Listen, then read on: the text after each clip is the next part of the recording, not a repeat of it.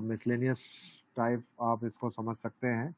और आर्टिकल 21 से लेकर 31 तक का इसमें प्रावधान किया गया है। तो वन बाय वन अपन इसको समझ लेते हैं। आर्टिकल 21, उसमें अब हिंदी में जो भी लिखा हो, अंग्रेजी में जो भी लिखा हो, सद्भावना एक टर्म निकल के आएगा इसमें। जो पीआईओ है, या फर्स्ट अपीलेट अधिकारी है, या कमीशन है, यदि वो पूरी ईमानदारी से काम कर रहे हैं, यदि वो पूरी ईमानदारी से काम कर रहे हैं, तो उनको संरक्षण जो मिल रहा है, उनका बचाव जो जहां से हो रहा है, उनको संरक्षण जो दिया जा रहा है, तो वो आर्टिकल 21 के माध्यम से ही दिया जा रहा है। नहीं तो ऐसे क्या होगा, मैंने जानकारी नहीं दी और आपने सीधे कोर्ट केस कर दिया मेरे ऊपर, कोई अपील नहीं, कुछ नहीं, सीधे कोर्ट केस हो जाएगा।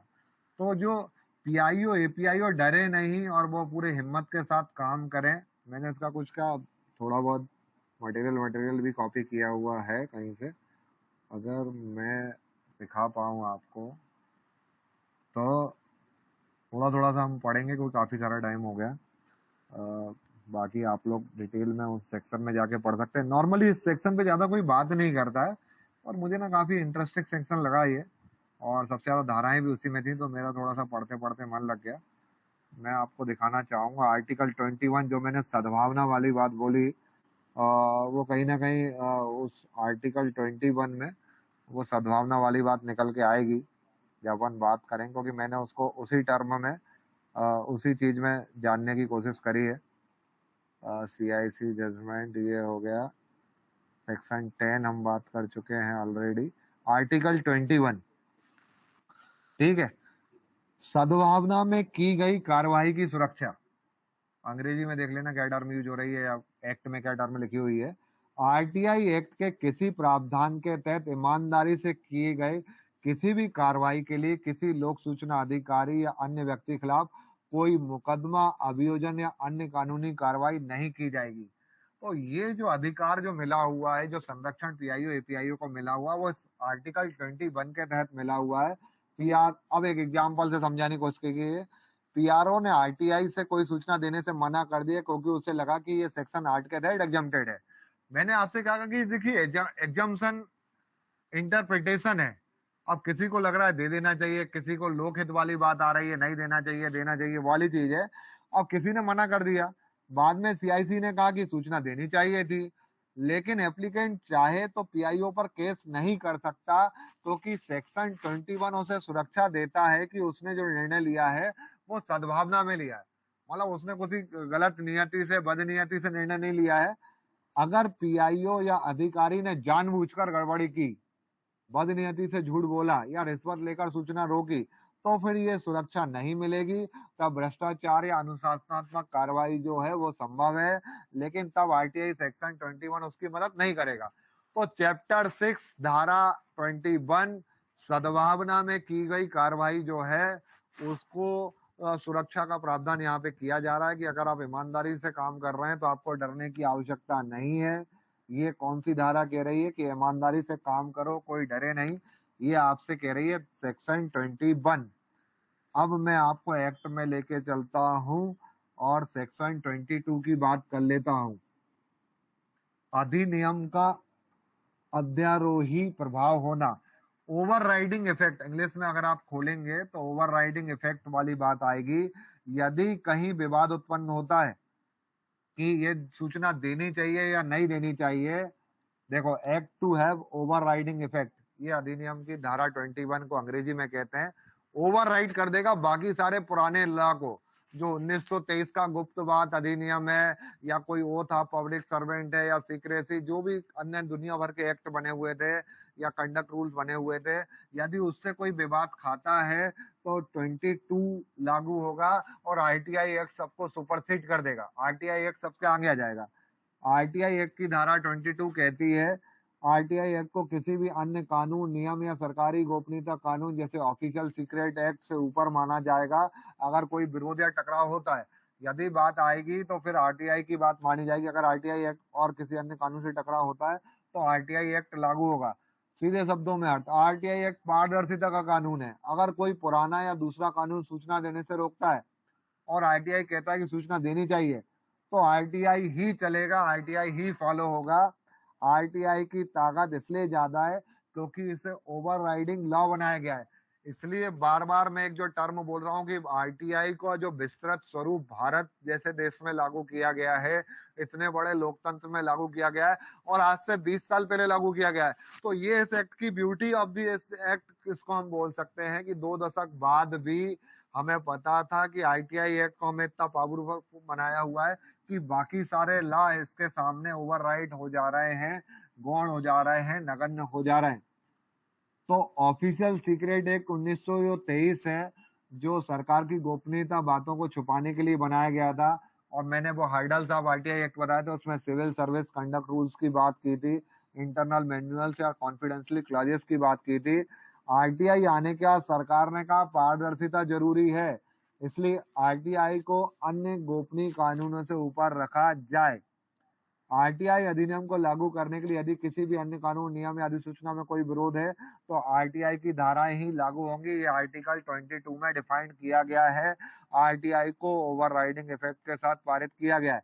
मान लीजिए आप किसी सरकारी फाइल की कॉपी मांगते हैं, पीआईओ कहे कि ऑफिशियल सीक्रेट एक्ट के तहत गोपनीय है। पहली बात तो किसी पीआईओ को ऑफिशियल सीक्रेट एक्ट के तहत जानकारी को रोकने का प्रावधान है ही नहीं, यदि उसने एक्ट पढ़ा है तो। और अगर वो ऐसा कर रहा है तो सीआईसी में जजमेंट हो जाएगा। लेकिन अगर वो सूचना आरटीआई एक्ट के सेक्शन 8 के किसी क्लास के तहत एग्जम्प्टेड नहीं है, हाँ, अगर सेक्शन 8 के तहत एग्जम्प्टेड है तो ठीक बात है, आप सेक्शन 8 का उल्लेख कर दीजिए। पर ऑफिशियल सीक्रेट एक्ट 1923 का, गुप्त बात अधिनियम 1923 का आप उल्लेख मत कीजिए, आरटीआई ओवरराइड कर देगा उसको।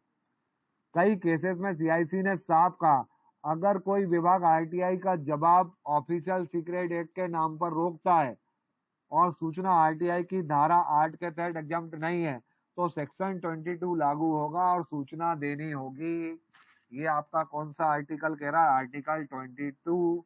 तो आर्टिकल 22 में हमने बात की, पहला हमने सद्भावना की बात की आर्टिकल 21 में, और आर्टिकल 22 आपसे कह रहा है कि आपको परेशान होने की जरूरत नहीं है। आरटीआई को इतना पावरफुल माना गया है कि बाकी सारे एक्ट जो हैं वो सारे गौण हो जाएंगे, नगण्य हो जाएंगे, और जहां विरोध की स्थिति होगी आरटीआई लागू होगा।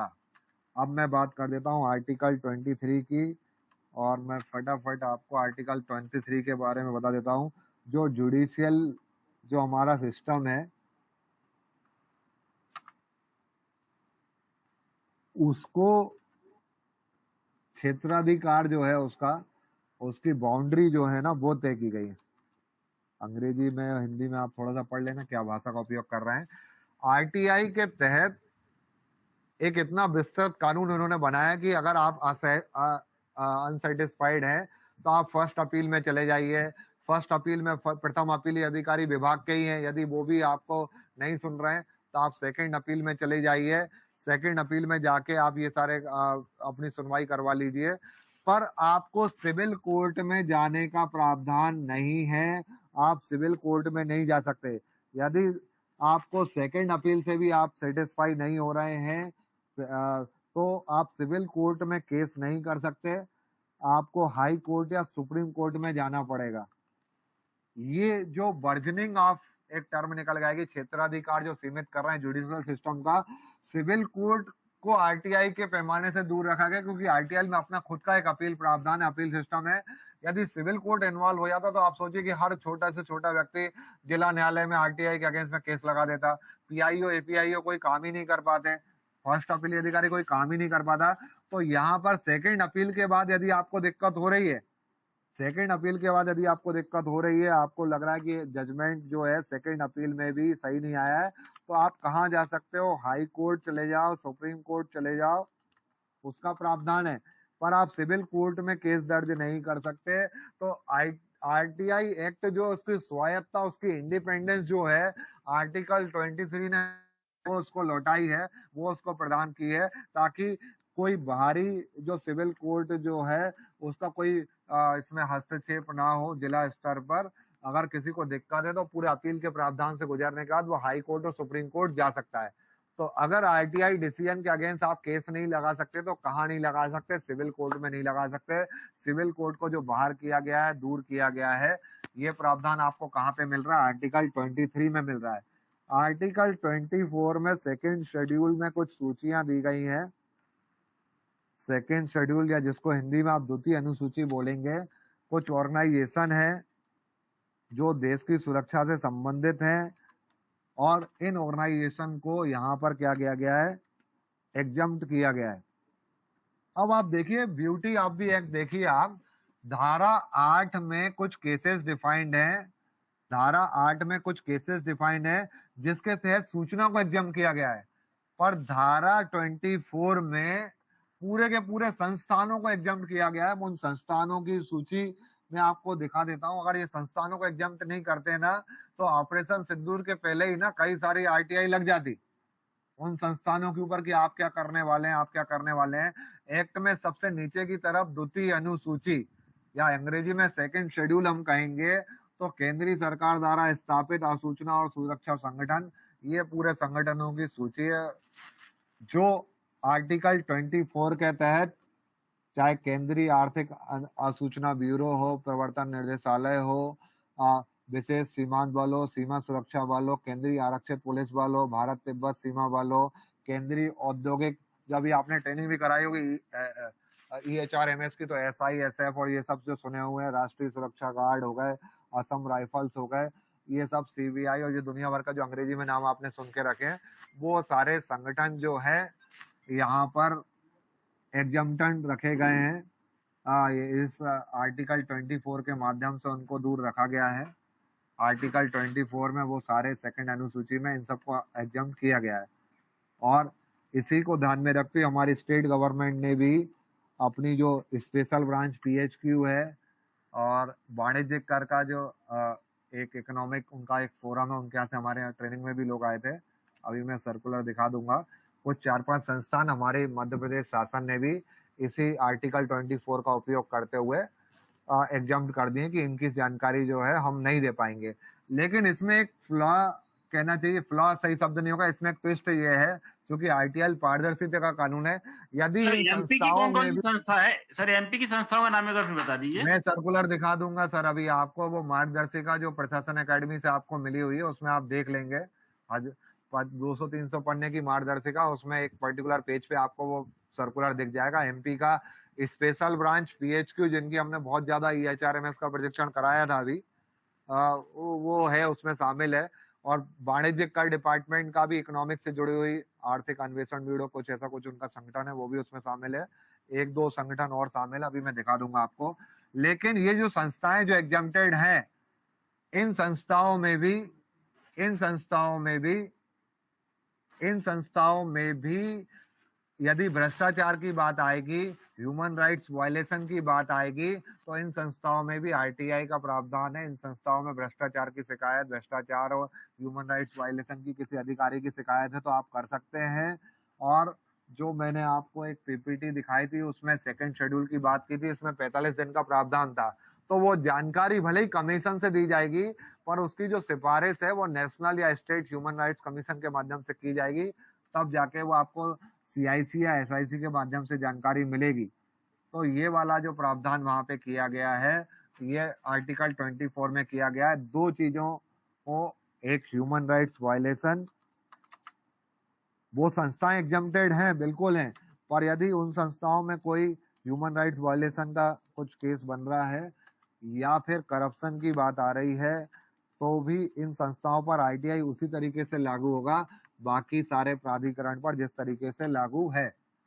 और इनका डिसीजन जो है नेशनल ह्यूमन राइट्स कमीशन और स्टेट ह्यूमन राइट्स कमीशन की सिफारिश पर जो जानकारी है वो SIC या CIC के माध्यम से दी जाएगी, ना कि इन संस्थाओं के माध्यम से दी जाएगी। SIC और CIC के माध्यम से जानकारी दी जाएगी, और इसलिए 45 दिन का पूरा प्रावधान किया गया, 30 दिन का प्रावधान नहीं है। आर्टिकल 25 जो है वो मॉनिटरिंग और रिपोर्टिंग की बात कर रहा है। जो CIC SIC जो स्टेट गवर्नमेंट जो पूरा ये काम देख रही है कि एक साल भर में कितनी शिकायतें आई। आप वो मार्गदर्शिका जिसका त्रिपाठी जी बार बार पूछ रहे हैं, एक मार्गदर्शिका में सारे सर्कुलर लगे हुए हैं, उसमें आप देखोगे त्रैमासिक पत्रक लगे हुए हैं, मंथली पत्रक ये रखे हुए हैं। मार्गदर्शिका पिछले कहाँ है सर? नहीं, मार्गदर्शिका पिछले कौन किसके? पिछले पिछले साल कितने आवेदन आए, पिछले महीने कितने आवेदन आए, कितने आपने रिजेक्ट किए, इस महीने टोटल कितने आवेदन आए, पिछले महीने कितने पेंडिंग थे, ये सारे फॉर्मेट उसमें बने हुए हैं। और हर विभाग समय समय पर मासिक रूप से, वार्षिक रूप से, त्रैमासिक रूप से ये जानकारी अपने वरिष्ठ कार्यालयों तक पहुंचाता है और वहां तक फिर इन कमीशन तक पहुंचाते हैं। विधानसभा के पटल पर ये जानकारी कई बार रखी जाती है। तो ये आर्टिकल 25 जो है वो पूरा किस जिले में कहाँ लागू नहीं हो रहा, कौन से डिपार्टमेंट लागू नहीं कर रहे हैं, कहाँ ज्यादा शिकायतें आ रही हैं, ये पूरी मॉनिटरिंग, किस किस अधिनियम के तहत ज्यादा रिजेक्शन हो रहे हैं, ये सब कुछ जो हो रहा है वो आर्टिकल 25 के तहत हो रहा है। आर्टिकल 26 के तहत ट्रेनिंग जो अभी हम बात कर रहे हैं, अवेयरनेस की जो हम बात कर रहे हैं, प्रचार प्रसार की जो हम बात कर रहे हैं, वो आर्टिकल 26 के तहत हम बात कर रहे हैं। हर डिपार्टमेंट, हर कार्यालय को जीएडी ने एक सर्कुलर भी निकाला था, जिस मार्गदर्शिका का मैं उल्लेख कर रहा हूँ उसमें जीएडी ने एक सर्कुलर भी निकाला था कि भाई आप ये अलग अलग माध्यमों से आपके जो भी प्रशिक्षण कार्यक्रम हो रहे हैं, एक हाफ डे का आप आईटीआई का प्रशिक्षण कार्यक्रम शामिल कीजिए और अपने मास्टर ट्रेनर चिन्हित कीजिए, उन्हें आईटीआई में ट्रेंड करिए, ताकि आपके हर प्रशिक्षण कार्यक्रम में, चाहे वो 2 दिवसीय हो, 4 दिवसीय, एक हाफ डे का आरटीआई का प्रशिक्षण कार्यक्रम शामिल हो। ये आर्टिकल 26 के तहत हो रहा है। आर्टिकल 27 जो एप्रोप्रिएट गवर्नमेंट की जो हम बात कर रहे हैं, जो केंद्र सरकार या राज्य सरकार हो सकती है। देखिए आरटीआई जैसे जो एक्ट जो है ना, ये फ्रेमवर्क डिजाइन होता है और ये जो फ्रेमवर्क है इसको लागू करने के लिए केंद्र सरकार या राज्य सरकार अपने अपने हिसाब से नियम बना सकती है। ये नियम ही तो है कि 10 रुपए का आवेदन लेना है, 20 रुपए का नहीं लेना है, 50 रुपए का नहीं लेना, 500 रुपए का नहीं लेना। ये कहाँ से निकल के आया है? इन्हीं नियम से आया है। 2 रुपए फोटो कॉपी के लेना है, सीडी के 50, फर्स्ट अपील के 50 रुपए लेना है, द्वितीय अपील के 100 रुपए लेना है। ये जो आरटीआई फीस एंड अपील नियम 2005 जो बना है, उसके तहत एप्रोप्रिएट गवर्नमेंट ने जो रूल बनाए हैं, मतलब स्टेट गवर्नमेंट मध्य प्रदेश शासन ने जो रूल बनाए, तो अलग अलग राज्यों में अलग अलग परिस्थिति, विषय वस्तु, जियोमेट्रिकल जियोपॉलिटिकल बाउंड्री हो सकती है, लोक व्यवहार हो सकता है, भाषाएं अलग अलग हो सकती है।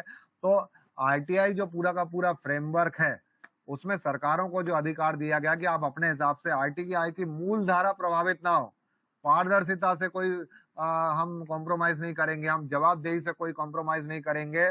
सूचना का अधिकार की अगर 8 और 9 के जंक्शन में नहीं आता है तो आपको सूचना देना है। आरटीआई की मूल धारणा प्रभावित ना हो, बाकी आपको जो नियम बनाने हैं उसको लागू करने के लिए, उसको मॉनिटर करने के लिए, उसको इम्प्लीमेंट करने के लिए आप बना सकते हैं। तो ये रूल आर्टिकल 27 के तहत बनाए गए हैं और बनते रहे। आर्टिकल 28 के तहत कॉम्पिटेंट अथॉरिटी को पावर दी गई है। कॉम्पिटेंट अथॉरिटी जिसमें मैंने बताया था कि वो न्यायमूर्ति शामिल हो रहे हैं हाई कोर्ट, सुप्रीम कोर्ट के, या फिर राज्यपाल, राष्ट्रपति, या लोकसभा के केस में लोकसभा स्पीकर, राज्यसभा के केस में राज्यसभा के चेयरपर्सन और चेयरमैन, विधानसभा के केस में विधानसभा स्पीकर। तो जो एप्रोप्रिएट गवर्नमेंट रूल बना रही 27 में, वही रूल्स बन रहे हैं 28 में, पर वो कॉम्पिटेंट अथॉरिटी बना रही है। कॉम्पिटेंट अथॉरिटी की परिभाषा जब मैंने डिस्कस की थी आर्टिकल 2 में, तो वहां मैंने कुछ कॉम्पिटेंट अथॉरिटी बताई थी, क्योंकि भारत ने इतने बृहत लेवल पर आरटीआई लागू किया हुआ है, इतना बृहत लेवल पर आरटीआई लागू किया हुआ है कि हमारे अलावा हमारे विभागों के कार्यालयों के अलावा इसमें लेजिस्लेटर भी शामिल हो रहा है, जुडिशियल सिस्टम भी शामिल हो रहा है। तो ये सारे जो संस्थान है, राज्यपाल और राष्ट्रपति की भी मैंने बात की थी, ये सारे संस्थान, इनकी कार्यप्रणाली थोड़ी सी अलग है। तो इनको ये रूल बनाने का अधिकार दे दिया कि भाई आरटीआई की मूल भावना प्रभावित ना हो, आप आरटीआई को जैसे इंप्लीमेंट करना चाहो अपने कार्यालय में कर लो। आप ऑनलाइन करना चाहते हो, आप ऑफलाइन करना चाहते हो, जैसा चाहते हो, पर्टिकुलर कार्यालय में सोमवार को आवेदन कर दो, मंगलवार को कर दो, ये कर दो, वो कर दो, सुबह 10 से शाम के 4 बजे तक कर दो, जो नियम बनाने बना लो, पर मूल भावना प्रभावित ना हो। ये कॉम्पिटेंट अथॉरिटी, जो सक्षम अधिकारी यहाँ पे दिखाई दे रहे हैं आपको, इसमें राष्ट्रपति कार्यालय, राज्यपाल कार्यालय भी आ जाएंगे। ये वाला जो अधिकार मिला हुआ है वो आर्टिकल 28 के तहत मिला हुआ है। अब आर्टिकल 29, 30 और 31, 3 आर्टिकल और बचे हैं। छोटा सा एक्ट है और ये कंप्लीट हो जाएगा तो मैं तीनों को लिख देता हूँ, क्योंकि ये चैप्टर 6 में एक भी बार मैंने आपको सर एक्ट थोड़ा नहीं। इंटरप्ट करना था मुझे, सर थोड़ा इंटरप्ट कर रहा हूँ मैं। नहीं सर, अभी मत करिए सर, बिल्कुल नहीं हो पाएगा ये अभी। ये सर अभी मैं इसको 28 में जो कंप्लीट आपने कर दूं बताया सर, था 10 मिनट, 28-27 में। 5 मिनट बचा हुआ है, मैं इसको कंप्लीट कर दूं सर, फिर अपन बहुत इंटरप्ट करेंगे इसको। अभी मैं चाह रहा हूं कि मैं आपको वापस एक्ट पर लेके चलूं और जो हमारी कहानी है वो कंप्लीट हो जाए, फिर अपन बाकी सारी चीजें जो आपके दिमाग में आ रही हैं, जो आ रही हैं, कहाँ से पढ़ना है, मटेरियल वही है जो आपके पास है, वही मेरे पास है। अभी आप देख रहे हो मैंने कोई एक नया कोई दस्तावेज ओपन नहीं किया हुआ है, और मैं फटाफट से आपको लेके चलता हूँ चैप्टर वाली सूची पे। और यहाँ हम आ इसका गए सर हैं राज्य किसी चीज से बाहर नहीं 21 राज्य से कुछ बना 28 नहीं रिवाइज सकता करा इसमें। देता हूँ, केवल 3 ही बचे हैं। राजीव सर प्लीज इंटरप्ट मत करिए। 21 से 28 तक हम चल रहे हैं। सद्भावना पूर्वक की गई कार्रवाई को संरक्षण प्राप्त है आर्टिकल 21 में। यदि आप ईमानदारी से काम कर रहे हैं तो कोई भी व्यक्ति आपके खिलाफ केस वेस नहीं लगा सकता है, और केस लगाना भी है तो सीआईसी के जजमेंट के बाद लगेगा, वो भी हाई कोर्ट और सुप्रीम कोर्ट में, डिस्ट्रिक्ट कोर्ट में नहीं लग सकता है। आर्टिकल 22 ओवर राइडिंग इफेक्ट की बात कर रहा है कि यदि दो कहीं कोई विवाद की स्थिति बनती है पुराने किसी अधिनियम के तहत, पुराने किसी नियम के तहत, तो आरटीआई लागू होगा, पुराने सारे नियम को ओवरराइड कर दिया जाएगा। न्यायालयों की अधिकारिता का वर्जन, जैसा कि मैंने आपको बताया कि आरटीआई को अपनी स्वायत्ता पे खतरा ना आए, इसलिए सिविल कोर्ट को बाहर रखा गया है। आरटीआई का अपना अपील का प्रावधान है। प्रथम अपील में भी आप सेटिस्फाई नहीं हो रहे हैं, कोई बात नहीं। द्वितीय अपील में भी आप सेटिस्फाई हो रहे हैं, कोई बात नहीं। पर आप सिविल कोर्ट में केस नहीं लगा सकते, आपको लगाना है, क्योंकि क्वासी जुडिशियल प्रणाली है, अर्ध न्यायिक उसको व्यवस्था माना गया है। तो जो हमारे सीआईसी, आईआईसी, एसआईसी हैं, उन्हें न्यायालयों का अधिकार प्राप्त है। यदि आप उससे सेटिस्फाई नहीं हो रहे हैं तो आप हाई कोर्ट और सुप्रीम कोर्ट में जाके केस लगा सकते हैं, पर आप डिस्ट्रिक्ट कोर्ट में नहीं लगा पाएंगे। ये स्वायत्ता, ये इंडिपेंडेंस, ये अधिकार, ये स्वतंत्रता आरटीआई आर्टिकल 23 के तहत आ रही है। आर्टिकल 24 वो सीमा सुरक्षा बल और अन्य वो जो सुरक्षा के हमारे जो संस्थान है, जो इस एक्ट के सबसे नीचे सेकंड शेड्यूल में मैंने आपको दिखाए थे, जिनको एग्जाम रखा गया है, वो आर्टिकल 24 के तहत रखा गया है। इसमें भी अगर ह्यूमन राइट्स वायलेशन और करप्शन वाली बात आएगी तो उन पर भी लागू हो जाएगा, और जानकारी एसआईसी या सीआईसी के माध्यम से मिलेगी, और वो भी ह्यूमन राइट्स कमीशन स्टेट या नेशनल की सिफारिश पर। 25 में मॉनिटर और रिपोर्ट की बात की थी। 26 में ट्रेनिंग, प्रचार प्रसार, अवेयरनेस की बात की थी। 27 में कानून बना रहा है समुचित सरकार या अप्रोप्रिएट गवर्नमेंट। जो आपने 10 रुपए की फीस निर्धारित करी है, मध्य प्रदेश ने इसी 27 के तहत करी है। 28 में जो कॉम्पिटेंट अथॉरिटी है, राज्यपाल, राज्यपाल राजभवन में कैसे आरटीआई लागू होगा, वहां के क्या नियम हो सकते हैं, वो राज्यपाल अपने ऑफिस के लिए बना सकते हैं। हाई कोर्ट में, सुप्रीम कोर्ट में आरटीआई किस तरीके से लागू होगा, वो हाई कोर्ट के मुख्य न्यायाधीश या सुप्रीम कोर्ट के मुख्य न्यायाधीश डिसाइड कर सकते हैं। लोकसभा में आरटीआई का कैसा प्रावधान होगा, किस प्रकार प्रावधान होगा, वो लोकसभा का स्पीकर डिसाइड कर सकते हैं, क्योंकि इन कार्यालयों की कार्य प्रणाली थोड़ी सी अलग है। तो कॉम्पिटेंट अथॉरिटी को यह अधिकार दिया हुआ है। यहाँ हम 28 तक आ गए थे। नियमों को रखा जाना, कठिनाइयों को दूर करने की शक्ति, और फाइनली निरसन, जो हम बात कर रहे हैं, 3 आर्टिकल और बचे हुए हैं। जो 10 रुपए का नियम बनाया, कल को कोई सरकार आए, वो बोले हम तो 500 रुपए का आरटीआई का आवेदन करेंगे, तो भाई ऐसे कैसे कर दोगे? आपको लोकसभा में लेकर जाओ कि आप 500 रुपए फीस रखना चाहते हो, आप राज्यसभा में लेकर जाओ। आप राज्यों की विधानसभा में बात कर रहे हैं तो राज्यों की विधानसभा में लेके जाओ, वहां विपक्ष बैठा हुआ है, विपक्ष ऑब्जेक्शन लेगा, उसमें संशोधन होगा, कह लगे नहीं 500 बहुत ज्यादा हो जाएगा, इतने साल होगा, एक काम करो 10 की जगह 12 रुपए कर दो या 13 रुपए कर दो, तो वो प्रावधान हो सकता है। तो नियमों को एक प्रॉपर पटल पर लेकर जाना होगा। कोई भी सरकार अपने हिसाब से, ऐसा नहीं कि 27 और 28 का मिसयूज करते हुए कुछ भी नियम बना देगी कि यार बहुत सारे आरटीआई आवेदन आ रहे हैं, एक काम करो 500 रुपए आवेदन की फीस कर दो, ऐसा नहीं हो पाएगा। नियमों को एक पटल पर लेने जाने का अधिकार जो है आर्टिकल 29 दे रहा है, और प्रॉपर चर्चा होने का, जैसे बाकी सारे नियम पारित होते हैं लोकसभा में, राज्यसभा में और प्रेसिडेंट के पास जाते हैं, वैसे ही आपको 10 रुपए से 500 नहीं 5000 करना है, जो भी करना है, पर आपको उस पटल पर लेकर जाना पड़ेगा, तब जाके ये पारित हो पाएंगे।